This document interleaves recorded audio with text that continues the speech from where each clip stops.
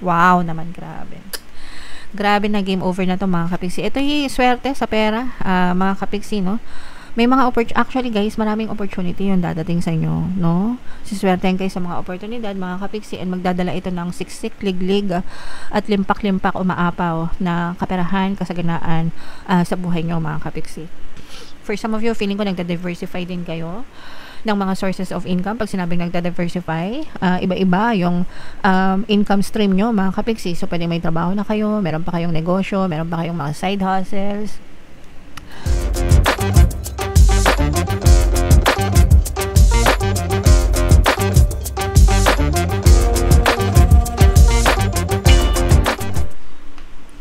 Hello guys, hello Scorpio, welcome back to Pinoy Pixie Tarot. Ang pamagat ng episode natin for tonight is Full Moon Kapalaran para sa Scorpio, Sun, Moon, Rising Sign, and Venus. Yung ating Full Moon guys ngayong September ay sa September 7, tapos yung next na Full Moon naman natin ay sa October 6, mga kapiksi.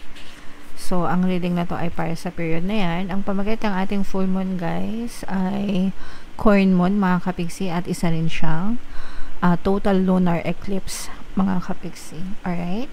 So, ito yung ating moon message guys. Surrender to the divine, surrender to the universe, mga kapiksi. Okay? Yan ang pinaka-powerful na pwede natin gawin sa buhay natin kapag sinurrender natin lahat sa taas, mga kapiksi. Hindi na natin kailangang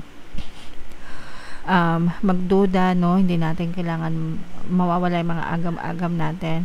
So you just have to really have complete trust and faith, no, to the divine guys.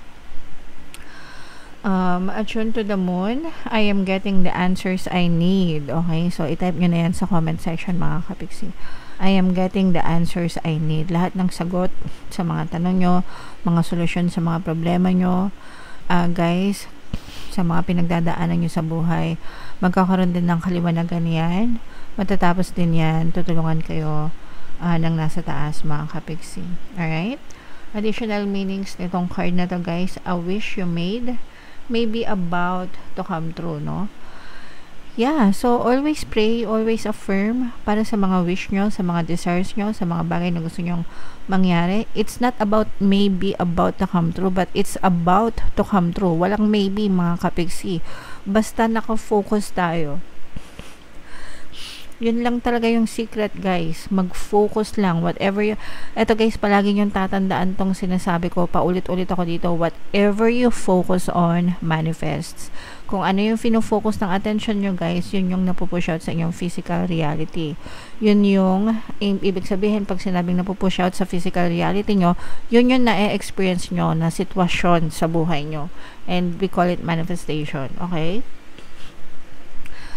And manifestation is either negative or positive, mga kapiksi, no? Lahat nagmamanifest, negative man yan, positive man yan, mga kapiksi, depende sa focus ng attention nyo. Okay? Kasi nakafocus yung attention nyo guys, yun din yung mga bagay na pinaniniwalaan nyo, therefore yun yung napupush out sa buhay nyo. So yung mga wish nyo, yung mga desires nyo guys, basta nakafocus kayo dyan, mapupush out talaga yan sa reality nyo. It's make or break time.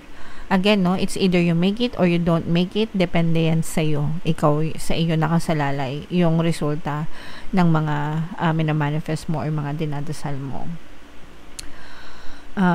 For some of you guys, there could be a sense of madness in the air right now. Ibig sabihin, baka meron kayong mga pinagdadaanan na hindi maganda. Kaya sinasabi dito na surrender to the divine. Ipagpasa-Diyos natin yan, mga kapiksi. Breathe deep and stay calm. Maging kalmado, mga kapiksi. Ang first reaction kasi natin guys kapag may problema tayo, di ba? Na-stress tayo, nag-worry tayo, negative emotions agad kasi may takot, no? And normal yon guys kasi tao tayo, hindi tayo robot, no? May mga emosyon tayo. Pero importante pa rin na you stay calm on top of it. Kalmahin nyo yung sarili nyo para mas madali yung malutasan, no? Yung mga nangyayari sa inyo, mga kapiksi. And it's time to let go of the past and move on, no? Guys, isa yan sa mga message para sa inyo. You may need to forgive someone to release negative energy. So, yung mga kailangan nyong patawarin, yung mga kailangan nyong i-let go, guys. I-let go nyo na, mga kapiksi. Para hindi na kayo mag-suffer ng paulit-ulit, guys. Alright? Okay. So, comment down below, Scorpio, if feeling nyo naka-resonate kayo dyan, guys. So, hanapin natin yung energy nyo at saka yung energy ng moon. So, habang sinashuffle ko to, mga kapiksi, panoorin nyo muna yung video natin regarding sa ating paano mag-manifest ng abundance video course. Kapiksi, sawa ka na ba sa mga struggles at hirap sa buhay mo? Masipag ka ba at masikap sa buhay ngunit hindi ka pa rin umaasenso? Ilang beses ka na bang nag-attempt mag-negosyo at mag-invest pero palagi ka pa rin nalulugi? Sa pagkakataon na ito ay maaaring may subconscious beliefs ka na nagiging balakid sa iyong pag-unlad at pagyaman. Introducing, paano mag-manifest ng abundance video course. Dito ay matututunan mong ma-overcome ang mga balakid mo para tuluyan ka ng umunlad, umasenso, sumagana, maging matagumpay, successful at maswerte sa iyong kabuhayan, pera, trabaho, negosyo sa lapi at kaperahan ng bonggang-bongga.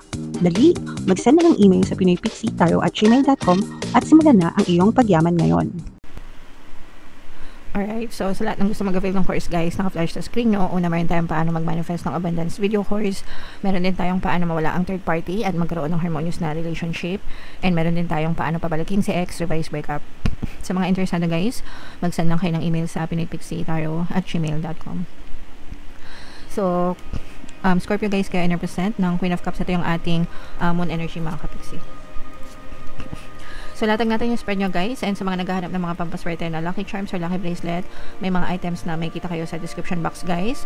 I-check out nyo na lang. Ito yung sample. Ito yung aventurine, guys. Ito yung citrine. Check out nyo na, mga kapiksi. So, ito. This is a very, very positive energy, guys. Meron ditong presence ng earth sign, Capricorn, Taurus, Virgo. For some of you, maaaring may earth element kayo sa inyong natal chart, or you may be dealing with another earth sign.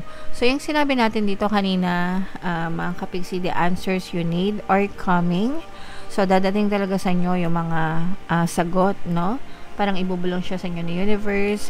Yung mga matagal nyo nang hinahanap, mga kapiksi, makikita nyo, magkakaroon ng kaliwanagan sa isip nyo, mga kapiksi. So, the universe is answering your prayers, guys, no? The universe is giving you information, the universe is giving you guidance, mga kapiksi, okay? So, itong mga guidance na to, guys, ito yung mga solution sa mga problema nyo, sa pinagdadaanan nyo. So, you have to listen to yourself, you have to listen to your intuition, mga kapiksi, alright? Another message para sa inyo, guys, ito nakikita natin yung mga tagumpay nyo, no? Ito, guys, kumbaga parang nagiging yumayabong yung mga tinanim nyo, nagbubunga siya ng maayos yung mga pananim nyo, no? Hindi siya, kumbaga maganda yung bunga ng mga tinatanim nyo, hindi siya nabulok, hindi siya nasira, 'di ba? Isipin niyo na lang parang kayo nagtatanim ng halaman, 'di ba? Hindi naman lahat ng halaman na tinatanim natin nabubuhay. May iba na mamatay, may iba na bubulok. Pero yung sa inyo, guys, ibig sabihin yung mga tinatanim nyo sa buhay talaga nagkakaroon ng mga positibong resulta, mga kapiksi, okay? And nagkakaroon kayo ng mga magandang progress sa buhay nyo, nagkakaroon kayo ng magandang improvement, no? So, this is improvement ng sitwasyon, mga kapiksi, at saka nakaka-recover din, no? Dahil nag-i-improve yung sitwasyon nyo, mga kapiksi, makaka-recover din kayo sa inyong pamumuhay, especially, guys, kung kayo ay nagdanas sa mga kahirapan or mga pagsubok. So, keep the momentum going, mga kapiksi. Ibig sabihin, habang maganda yung sitwasyon nyo, ipagpatuloy nyo yung mga ginagawa nyo kasi very positive yung impact sa buhay nyo, mga kapiksi. Kaya, importante na kapag maganda yung nangyayari, you keep on going more to see positive results more, no? So, tama yung ginagawa nyo sa buhay, mga kapiksi. So, just keep on going, guys, para talagang sumakses kayo sa inyong pamumuhay, guys. For some of you, this is a time for healing, no? For some of you, mga kapiksi, kung meron kayong mga pinagdadaanan na karamdaman, sa kahit anong aspeto ng buhay nyo, guys, emotional, physical, mental, or even spiritual, guys, make sure na inaalagaan nyo yung sarili nyo, mga kapiksi. Focus on your healing and focus on yourself. Kung meron kayong type na lumabas, mga kapiksi, mag-unwind, lumabas, ganyan. Para ma-refresh yung inyong mga isip, sagap kayo ng sariwang hangin, although hindi ko alam kung sariwa pa yung hangin ngayon, guys, no? Kahit sa amin masyadong mausok, mga kapiksi. So yeah. And ito naman, guys, no, maaari may mga bagong investment kayo na magamit para umunlad ang buhay nyo, mga kapiksi. So, pagdating sa investment, guys, pag-aralan nyo muna mabuti. No? Palagi ko yan sinasabi sa inyo, bilang babala, na pag-aralan lahat ng investment bago sumalang, no? Para maiwasan yung mga scam. So, gamitin yung mabuti yung inyong mga isipan, magplanong mabuti na mga hakbang, mga kapiksi. So, i-main-main nyo na to, guys, itong mga success na to, itong mga recovery na to, itong mga solution sa mga problema nyo, guys. Itong mga healing, investment, yan. What else, mga kapiksi? Wow naman, grabe. Grabe na game over na to, mga kapiksi. Ito yung swerte sa pera, mga kapiksi, no? May mga actually, guys, maraming opportunity yung dadating sa inyo, no? Siswertein kayo sa mga oportunidad, mga kapiksi, and magdadala ito ng siksik, liglig, at limpak-limpak o maapaw na kaperahan, kasaganaan sa buhay nyo, mga kapiksi. For some of you, feeling ko nagda-diversify din kayo ng mga sources of income. Pag sinabing nagda-diversify, iba-iba yung income stream nyo, mga kapiksi. So, pwedeng may trabaho na kayo, meron pa kayong negosyo, meron pa kayong mga side hustles. Marami kayong source of income, guys, no? Kaya talagang grabe yung nyo, yung abundance sa pagdating sa kaperahan, and talagang sinuswerte kayo ng bonggam-bongga, mga kapiksi. Okay? So, wag nyo nang palampasin to, guys. Sa comment section, in-mind nyo na to mga swerte na to. Swerte sa pera, swerte sa kasaganaan, swerte sa oportunidad, mga kapiksi, swerte sa buhay in general. Napakaswerte nyo, guys. Okay? So, i-mind nyo na yan sa comment section, mga kapiksi, and comment down below, no, if feeling nyo naka-resonate kayo sa energies Scorpio. And for more tarot readings, ito yung playlist nyo. Ito naman yung ating success stories ng paano mag-manifest ng abundance video course. Thank you for liking, sharing, and subscribing, guys. See you next time. I love you all. Have a nice day. Bye-bye.